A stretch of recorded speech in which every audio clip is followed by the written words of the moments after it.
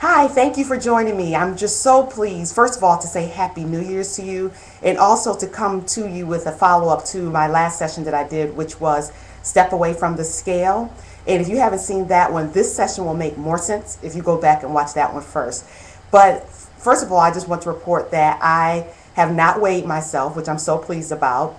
I'm just so happy to not define myself by the number that comes up on the scale. And both my sister and I had decided that we would not weigh ourselves before the end of December. But when January 1st came, we were just kind of like, what's the big deal? Let's just be who we are and be pleased with who we are and not allow ourselves to be defined by the scale. So we've decided that we will only weigh ourselves when we go to doctor's appointments or something like that, or some kind of reason why it would be necessary. But otherwise, we're off the scale.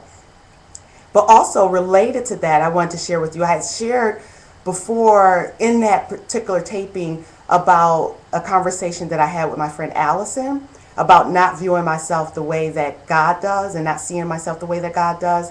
And the most amazing thing happened. A week after that conversation with Allison, she text messaged me to say that she received something in the mail that was quite odd, and it was related to me, but she didn't want to tell me on the text, so she was like, I'll call you the next day. So she calls me the next day. She's like, this is the weirdest thing. She said, after we had that conversation, I received about 50 books in the mail about, and you're not going to believe this, but the title of the book was, and I hope you can see this, Seeing Yourself the Way God Does, or Through God's Eyes. That's what it says. And it's by June, can I see? Yeah, there we go, June Hunt. So Seeing Yourself Through God's Eyes. Allison received about 50 of these books. Can you believe that? So of course she gives me a copy of it. And the reason she received it, she works as a part of a ministry for post-abortive men and women. And the organization that she is connected to decided to send her those books. But how amazing is it that they sent her those books at the same time her and I had that conversation? So I'm going through the 31-day devotional and learning quite a bit. So it's pretty exciting. But also, Allison has played another part of my life that she doesn't even know. She'll find out when she views this tape. But as I was going through the process and changing my mindset about the way I see myself and seeing myself the way God does, I was watching our communion service online. We actually can view services of our church and its proceedings online. So that night I didn't get a chance to go into the service, so I was actually viewing the communion online. And who comes up on the screen but Allison? And she was sitting in her regular seat in the front where the leaders sit. And when I was a part of leadership in our church, I was told that you're to sit in the front because leaders sit in the front, but I always sat closer to the middle. And I thought, what was the big deal? Why do I need to sit in front with the leaders? I'll just sit, in the middle where I like to sit, and it's not a big deal. But I remember as I was viewing the tape and Allison pops up, and I thought in my head, oh, there's Allison sitting in the front with the leaders like she always does. And I say, that's because she belongs. And I had to stop myself, and I said, wait a minute, what did you just say? I'm like, oh, because she belongs? And I was like, wait a minute, I belong too. So why did I just say that about her when indeed I belong as well? And when the light bulb came on, I realized that I've been spending a lot of years thinking that I didn't belong or I didn't fit in. So that revelation in and of itself just put me into just like the most joyful mood. So I'm just like running around the house, singing songs, making up songs with my 6-year-old. And he's just all for it because he loves to jump around and play. So he's running around with me. We're laughing. We're singing joyful songs. And he's just like, why are we doing this? I said, I'm just so happy because I'm free. I'm just so happy. So he said, okay. And then we kind of plopped down after we're tired. And he says to me, Mom, I have a secret for you. And I said, oh, sure. And he whispers to me, you have an important voice. And I look at him because I'm like, where did that come from? And when I look at his face, he's just beaming from ear to ear, so excited. And he has no clue really what he said to me, but I just love how God sends his messages through anyone. In that time, he decided to send it through a 6-year-old. And AJ's right. I have an important voice in this world, and so do you. You have an important voice. Now, I'm going to tell you, this is the reason why I'm really doing this taping, is because what our external environments look like are oftentimes related to our mental state. And I'm going to explain, because after I did that whole run around jumping, I belong to, I'm so excited, I'm free, I have no other particular strongholds related to childhood on me. I'm just free from all of that. I got a strong urge to clean. The weirdest thing. This is like 8:30 at night. First of all, I'm not a night person. I'm an early bird. I'm usually up by 5:30. So usually at 8:30, I have my kids in bed and I'm winding down. But at that time, they weren't in bed because we were up and singing. And secondly, I just got a strong urge to clean. So I went to my daughter's closet, cleaned out the entire closet, folded things up that needed to be given away, hung all her stuff up, organized the entire closet in like an hour's time. I was shocked. I was like, wow, this closet looks great. The next day, one of the things that had been really challenging for me was our garage.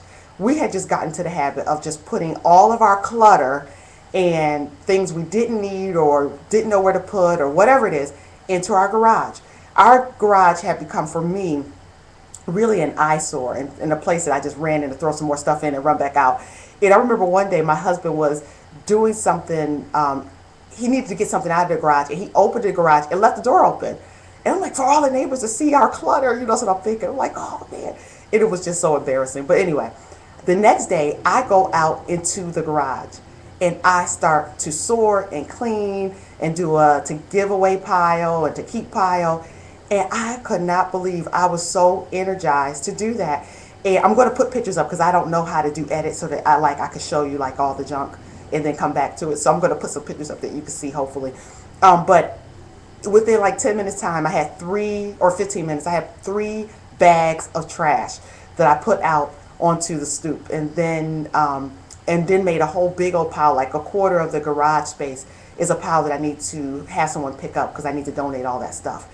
But when I sat down after doing all of that, and the garage is still not done, so don't feel like you're going to be able to do all this in one day if you have clutter, but I got like half of it done. I sat down and I thought, what is that all about? Where did I get all this energy from?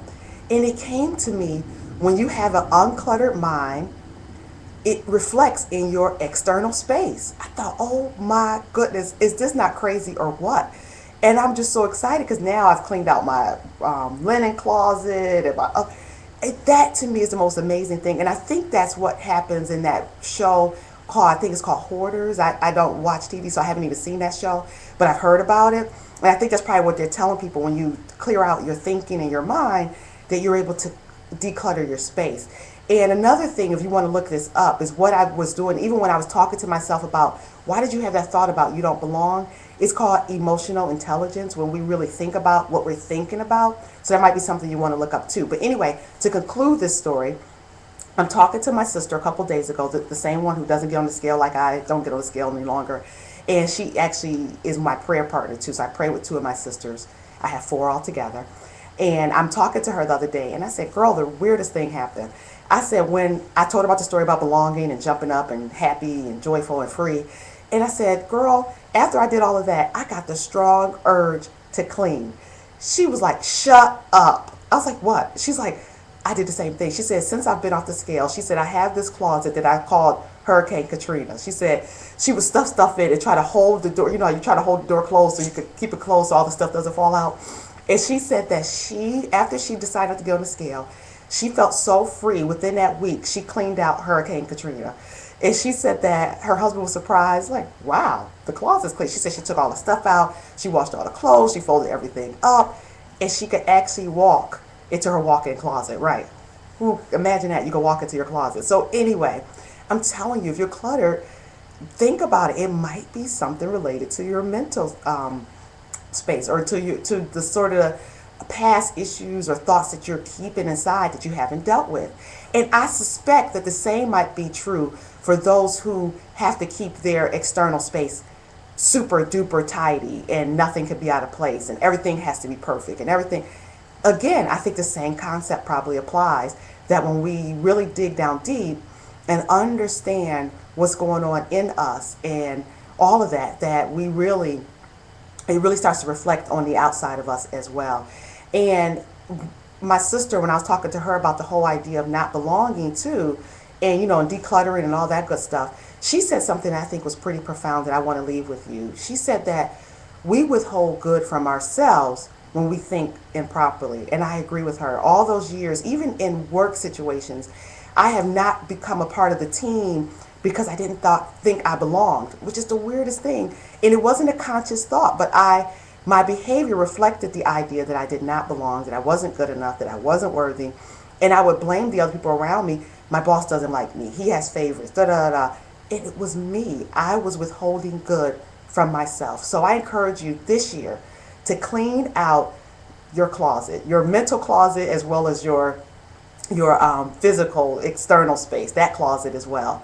And let me know how you're doing with that. And I'll be happy to answer any questions that you have too. So thank you for listening. And I just pray you have the best year ever. Take care.